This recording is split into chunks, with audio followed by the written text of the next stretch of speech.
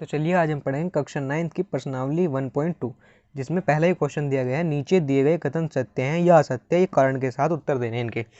तो ये सवाल है, प्रत्येक अपरिमेय संख्या एक वास्तविक संख्या होती है। तो पहले इसमें देखेंगे अपरिमेय संख्या और वास्तविक संख्या क्या होती है।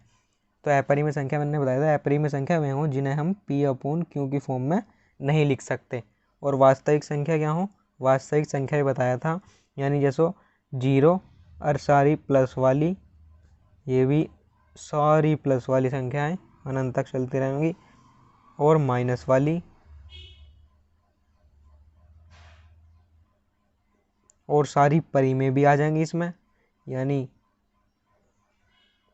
परिमेय भी अपरिमेय भी, यानी जितनी भी संख्याएं हों वे सारी संख्याएं क्या हैं, वास्तविक संख्या कहलावे हैं। तो इन्हें सवाल यह पूछा, प्रत्येक अपरिमेय संख्या वास्तविक संख्या होती है। तो इसमें अपरिमेय आ गई, तो जो अपरिमेय संख्या अभी भी वास्तविक संख्या है, तो ये क्या है, सत्य है। क्या लिख देंगे, सत्य है, या फिर लिख देंगे हाँ प्रत्येक अपरिमेय संख्या एक वास्तविक संख्या होती है। तो चलिए अब देख, प्रत्येक बिंदु √m के रूप का होता है जहाँ m एक प्राकृतिक संख्या है। तो सबसे पहले हमें देखना है संख्या रेखा क्या होती है और प्राकृत संख्या। ये तो संख्या रेखा, संख्या रेखा वे, पहले तो देखो रेखा, रेखा तो एक सिंपल यो है लाइन, ये रेखा होगी। अब संख्या रेखा तो जब इस पर संख्याएं आ जाएंगी तो संख्या रेखा, इस पर संख्याएं कौन कौन सी हमें, संख्या रेखा पर भी प्रत्येक, मैंने बताया था वास्तविक संख्या जो हो संख्या रेखा पर हर संख्या हो, जैसे 0, ये प्लस वाली, ये भी चलती जाएंगी, माइनस वाली, कितनी संख्या लिख लो संख्या रेखा पर, तो माइनस वाली और दशमलव वाले सब हों संख्या रेखा पे। ठीक है, तो अभी उन्होंने पूछा क्या संख्या रेखा का प्रत्येक बिंदु √m के रूप में होता है जहाँ m एक प्राकृतिक। अब मेन बात है, जो प्राकृतिक संख्या कौन सी हो, प्राकृतिक संख्या हो जो 1 से शुरू हो, यानी सारी प्लस वाली, इसमें 0 नहीं होता, प्लस वाली संख्याएं सारी हों, तो ये प्राकृतिक संख्या है। इनका प्रत्येक बिंदु √m के क्या है, यो यहाँ हर एक चीज़ √m के रूप की है। अब ये देखेंगे √m, इन्होंने दिया कि m को अगर जो हम प्राकृतिक संख्या धरें तो क्या हर एक यहाँ की जो यहाँ जितने भी संख्याएं लिख दी, क्या वे सारी संख्या आ जाएंगी। जैसे हमने √m में 4 धर दिया तो क्या 2 आ जाएगा, यानी ये भी आ जाएगा। 1 धर दिया तो क्या आएगा, इसका भी 1 आ जाएगा, यानी प्लस वाली तो सारी आ जाएंगी, लेकिन माइनस वाली नहीं आ सकती प्राकृतिक संख्या धर का। ये देखो, अगर जो हम यहाँ धरेंगे सारी प्लस वाली तो आंसर भी क्या होंगे प्लस में, तो माइनस में तो कोई एक भी नहीं आने की। तो इसका मतलब संख्या रेखा का प्रत्येक बिंदु √m के रूप का हो नहीं होता। तो यानी ये क्या है, ये असत्य है, क्योंकि हम प्लस संख्या रेखा जो प्लस वाली वे तो इससे ला सकें, m की जगह प्राकृतिक संख्या धर गए, प्लस वाली तो सारी आ सकें, लेकिन माइनस वाली नहीं आ सकती, क्योंकि प्राकृतिक संख्या में कोई भी माइनस नहीं होता। ठीक है ना।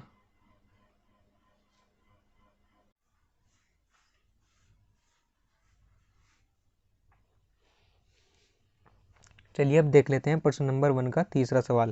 तो इसमें क्या पूछा गया, प्रत्येक वास्तविक संख्या एक अपरिमेय संख्या होती है। तो इन्होंने कह दिया कि प्रत्येक वास्तविक संख्या अपरिमेय संख्या होवे। तो पहले देख लो वास्तविक संख्या कौन सी है और अपरिमेय संख्या कौन सी हो। वास्तविक संख्या यानी सारी माइनस वाली, 0 भी, प्लस वाली भी, और जी परिमेय भी और अपरिमेय भी, मतलब सभी संख्या वास्तविक से मतलब सभी आ जाओ।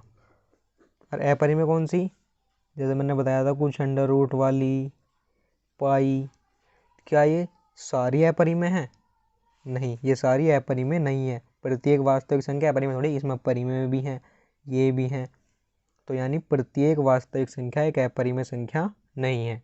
ये भी क्या आ गया, असत्य।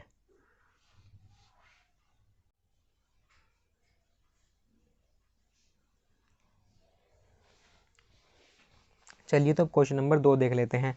इसमें पूछा गया है, क्या सभी धनात्मक पूर्णांक के वर्गमूल अपरिमेय होते हैं, यदि नहीं तो एक ऐसी संख्या के वर्गमूल का उदाहरण दीजिए जो एक परिमेय संख्या है।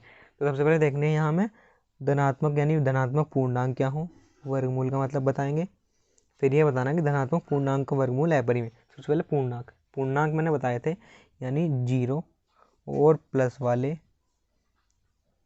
और माइनस वाले, ये सब ये सब इन्फिनिटी तक है, माइनस भी इधर प्लस भी, तो ये सब क्या है, पूर्णांक है। इनने कहा धनात्मक, तो धनात्मक यानी जिनमें प्लस का, जो प्लस वाले हो, तो प्लस वाले तो ये है, इधर माइनस वाले और ये प्लस वाले, क्या सभी धनात्मक। तो अब इनका वर्गमूल पूछा कि क्या सभी धनात्मक पूर्णांक के वर्गमूल अपरिमेय। वर्गमूल मतलब जैसे यहाँ धनात्मक है, इनके वर्गमूल मतलब जैसे अंडर रूट को हिंदी में वर्गमूल कहते हैं, तो जैसे 1, इसका 1 का वर्गमूल करेंगे तो क्या होगा 1, और 1 क्या है, एक परिमेय संख्या है। और निकाल के देख लें, इनने पूछा क्या सभी धनात्मक पूर्णांक के वर्गमूल सभी के, ये तो एक का पहले ये परिमेय आ गया, इनने तो कहा था सभी के परिमेय है क्या, तो इनकी बात तो गलत सिद्ध होगी। अब अंडर रूट 2 का कर लें, तो अंडर रूट 2 का तो निकल नहीं सकता, अंडर रूट 2 का तो अंडर रूट 2 यो अपरिमेय आ गया। अंडर रूट 3 का, अंडर रूट 3 का भी अंडर रूट 3 आएगा, इसका भी निकल सकता। अंडर रूट 4, इसका भी क्या आएगा, अपरिमेय आएगा। अंडर रूट 4 का सके कि 4 क्या हो, 4 को 2 गुना 2 लिख सकें, तो यहाँ इसका आ जाएगा 2, तो यानी यो क्या हो गया, परिमेय हो गया।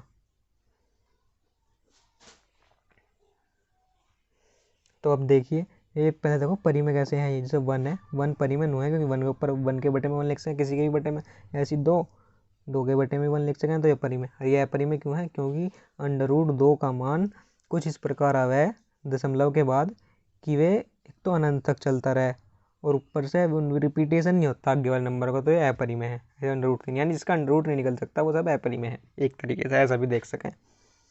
तो इनने ये तो गलत से देखो, क्या सभी धनात्मक पूर्णांक के वर्गमूल अपरिमेय है, नहीं, सभी धनात्मक के अपरिमेय नहीं, क्योंकि इसका परिमेय आ गया, इसका परिमेय आ गया, तो सभी के तो अपरिमेय नहीं, ये बात तो इसके गलत सिद्ध होगी, तो लिख देंगे नहीं, सभी धनात्मक पूर्णांक के वर्गमूल अपरिमेय नहीं होते।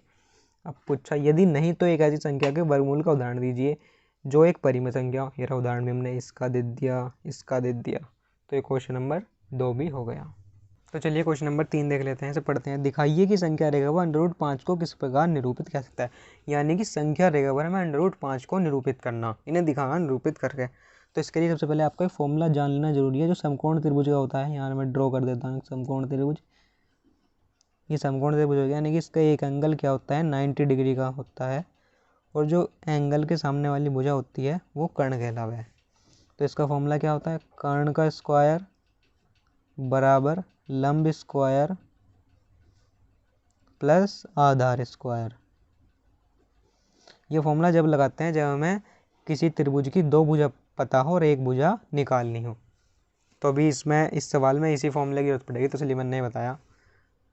और आपको ज़रूरत पड़ेगी एक फीटी और चंदे की।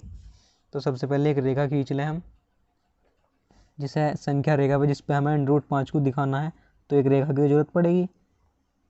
इन पर क्या जरूरत पड़ेगी, संख्याओं की भी। तो संख्याओं के लिए मैं निशान लगा लूँ, 1 सेंटीमीटर दूरी पे मैं संख्याएं लिख दूँ, जिससे ये देखिए हर 1 सेंटीमीटर दूरी पे निशान लगा रहा हूँ मैं।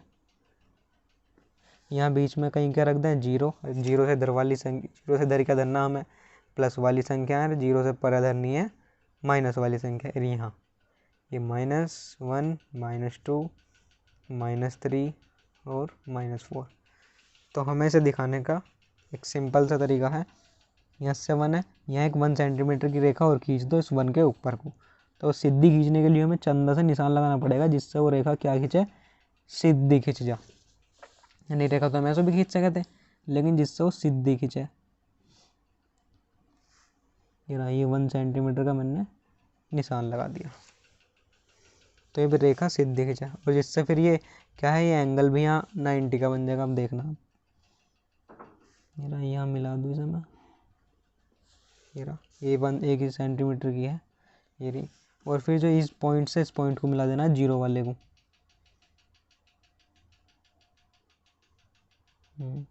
ये मिल गया। तो ये 1 सेंटीमीटर है, ये 1 सेंटीमीटर, ये एंगल क्या है 90। तो उसमें मैंने जो फॉर्मूला बताया, फॉर्मूला लग सकता है जिससे हम इस भुजा की लंबाई निकाल सकें। तो सबसे पहले ये भुजा क्या होगी, इसे हम लिख देंगे कर्ण, यानी मैं के से डिनोट कर दूँ, यानी कर्ण स्क्वायर इजिकल टू, ये क्या है लंब की पता हमें तो कितनी 1 सेंटीमीटर है, 0 से 1 हमने भी पीटी से नापी थी, पीटी से नाप के बनाई थी। 1 यानी लंब का स्क्वायर, लंब की जगह 1 धर दिया, 1 का स्क्वायर कर दिया, प्लस आधार, लंब ये वाली थी और आधार है ये वाली। तो लंब भी एक ही थी जो मैंने पहले धरी, क्योंकि ये भी हमने 1 सेंटीमीटर ही बनाई है और ये भी 1 सेंटीमीटर नीचे वाली जो है ये, तो यानी दोनों 1 1 है, इनका क्या है फॉर्मूले में स्क्वायर। तो अब ये देख लीजिए 1 का स्क्वायर 1 प्लस 1 का स्क्वायर भी 1 बराबर क्या आ गया 2। ये कर्ण को मैंने के लिख दिया जिससे लिखने में शॉर्ट हो जाए थोड़ा, बस इस वजह से लिखा। अब जो इधर स्क्वायर हटाना हो किसी तरफ से बराबर के परली तरफ पहुँचाना हो तो हम उसे क्या कर दें अंडर रूट कर दें, तो यहाँ हो गया के बराबर अंडर रूट, यानी इसका मान क्या आ गया अंडर रूट 2 आ गया। अगर जो ये पूछता कि अंडर रूट 2 को किस प्रकार निरूपित किया सकता है तो हम यहीं से करके चाप लगा के ही छोड़ देते हैं, लेकिन हमें क्या पूछा है अंडर रूट 5 पूछा, तो थोड़ा और आगे करना पड़ेगा ऐसे, जिससे हमारी एक भुजा अंडर रूट 5 आ जाएगी, तो हम वहीं चाप लगा के छोड़ देंगे प्रकार से। तो अब ये देखिए यहाँ मैंने फिर एक निशान लगाया, इससे मैं रेखा सीधी खींच सकूँ। यहाँ मुझे 1 सेंटीमीटर की रेखा और खींचनी पड़ेगी। तो ये देखिए ये मैंने 1 सेंटीमीटर की रेखा खींच दी। अब इसे भी हमें क्या करनी है, इस रेखा के इस पॉइंट से इस पॉइंट को मिला देना है। ये कोण भी 90 डिग्री का, तो यहाँ भी हम वाला फॉर्मूला लगा सकें। तो यानी ये रेखा तो पता है हमें अंडर रूट 2, ये भी पता 1, यानी आधार क्या हो गया अंडर रूट 2, लंब क्या हो गया 1 और कर्ण निकाल सकें। तो यहाँ भी ये फॉर्मूला लगा देंगे। चलो देखिए यहाँ यानी कर्ण स्क्वायर इज इक्वल टू लंब स्क्वायर, यानी लंब तो 1 है ही 1 स्क्वायर प्लस आधार क्या है अंडर रूट 2 का स्क्वायर। 1 का स्क्वायर तो 1 ही हो गया, अंडर रूट 2 का, जब अंडर रूट और स्क्वायर हो तो अंडर रूट से स्क्वायर कट जाए और सिर्फ जो अंदर हो वो संख्या बचे, तो यानी क्या बच गई 2 और 1 3 बच गई। ये अगली लाइन। अब यहाँ क्या आ जाएगा के बराबर आ जाएगा के स्क्वायर 3 आ गया जैसे उसमें आया था। अब मैंने बताया था कि जहाँ अंडर रूट हो, अगर जैसे हटाना हो स्क्वायर हो और इसे पल्ली तरफ पहुँचाना हो तो ये क्या पहुँच जा अंडर रूट में पहुँच जा, यानी के बराबर क्या आ जाएगा अंडर रूट 3 आ जाएगा। तो अब ये वाली रेखा ये वाली रेखा आ गई अंडर रूट 3। तो अब क्या आ गया अंडर रूट 3 आ गई, तो हमें भी एक और रेखा खींचनी पड़ेगी 1 सेंटीमीटर की। तो उसके लिए पहले सीधी रेखा खींचने के लिए एक निशान लगाना चंदे से, ये लगा दिया और यहाँ हमें 1 सेंटीमीटर की क्या खींच देनी है एक रेखा खींच देनी है। तो ये रहा यहाँ और निशान कहाँ लगाया था यहाँ, तो ये देखिए ये रही यहाँ 1 सेंटीमीटर की रेखा खींच दी और इसे फिर ओरिजिन ओ से मिला देना है। तो यानी ये अंडर रूट 3 होगी, यानी ये एंगल क्या हो गया 90 डिग्री का, ये अंडर रूट 3 और ये क्या होगी 1। तो यहाँ से भी हम इस रेखा का मान निकाल सकें, यानी के यानी कर्ण का स्क्वायर इज इक्वल टू लंब स्क्वायर, यानी लंब की जगह तो 1 ही है और आधार का स्क्वायर की जगह है अंडर रूट 3, तो इसका स्क्वायर कर देंगे। 1 का स्क्वायर 1 ही, स्क्वायर से अंडर रूट कट जाएगा तो यहाँ 3 का 3 ही आ जाएगा, 3 और 1 4, और के स्क्वायर इज इक्वल टू क्या आ गया 4 आ गया। अब जब हम इसे सोल्व करेंगे तो ये स्क्वायर इधर जाके हो जाएगा अंडर रूट, और जब अंडर रूट में 4 हो तो 4 तो अंडर रूट से बाहर आ सका है, जैसे कि 4 को क्या लिख देंगे हम 2 गुना 2 और बाहर क्या आ जाएगा केवल 2, यानी के यानी इसकी वैल्यू क्या आ गई 2 आ गई। अब आ गई 2, तो अब भी अंडर रूट 5 नहीं आया, अभी हमें एक और 1 सेंटीमीटर की रेखा खींचनी पड़ेगी। तो उसके लिए हम निशान लगा लें जिससे कि रेखा क्या खींचे सीधी, फिर यहाँ निशान लगा लिया। चलिए 1 सेंटीमीटर की रेखा फिर खींच देते हैं। तो ये यहाँ रख दी 8 से 9, ये भी 1 सेंटीमीटर हो जाएगी, ये रही यहाँ 1 सेंटीमीटर की मैंने रेखा खींच दी। फिर ये सभी ओरिजिन से मिला देंगे, ये लिया और ये मिला दिया। तो ये एंगल भी क्या है 90 डिग्री का, तो इसमें वाला फॉर्मूला लग जाएगा कर्ण वाला, तो इसके सामने वाली ये कर्ण और ये 1 और ये आगे 2, तो फॉर्मूला लगाते हैं। चलो कर्ण स्क्वायर इज इक्वल टू लंब क्या है, लंब तो यहाँ भी 1 ही है, ये रही 1 जो हमने अभी खींची 1 स्क्वायर, और जो दूसरी ये आधार है ये यहाँ 2 है, अब क्या 2 निकल गई तो इसका स्क्वायर, तो 1 का स्क्वायर तो क्या आ गया 1 ही आ गया, 2 का स्क्वायर क्या आ गया 2 दूनी 4 बराबर क्या हो गया ये 5 हो गया। तो ये क्या आ गया के स्क्वायर बराबर आ गया 5। तो मैंने बताया था स्क्वायर हो तो उधर जाके हो जाए अंडर रूट, तो के बराबर आ गया अंडर रूट 5। तो ये वाली रेखा क्या आ गई, √5। तो अब हमें एक प्रकार की ज़रूरत पड़ेगी जिससे हमें निशान लगाना है, यानी कि एक तरीके से चाप लगाना। तो यहाँ हमें 0 पर धरनी प्रकार की नोक, और यहाँ जो ये रेखा है, ये रेखा कितने की आ गई, √5 की आ गई रेखा। तो हम इसे √5 की रेखा पे एक चाप लगाना। यहाँ ये चाप नहीं लगाना है क्योंकि अभी तो हमने ये √5 की रेखा खींची है, हमें लाइन पर दिखाना ना कि √5 कहाँ है, संख्या रेखा पे निरूपित करना। तो इसलिए हमने यहाँ चाप लगा दिया, और जो चाप इतनी डिस्टेंस लेकर √5 की जो हमने जहाँ भी कटेगा संख्या रेखा पे वहीं क्या होगा, √5 होगा। यानी यहाँ जो कट्टा इनने यहाँ पॉइंट लगा के लिख देंगे √5। तो ये हो गया सवाल, हमने संख्या रेखा पे क्या √5 निरूपित कर दिया। तो इस वीडियो में इतना ही। हम नेक्स्ट वीडियो में हम पढ़ेंगे एक्सरसाइज 1.3। ये 1.2 कर ली हमने, 1.1 भी डाल दी है वीडियो, 1.2 ये भी हो गई। अब इसके बाद हम करेंगे 1.3।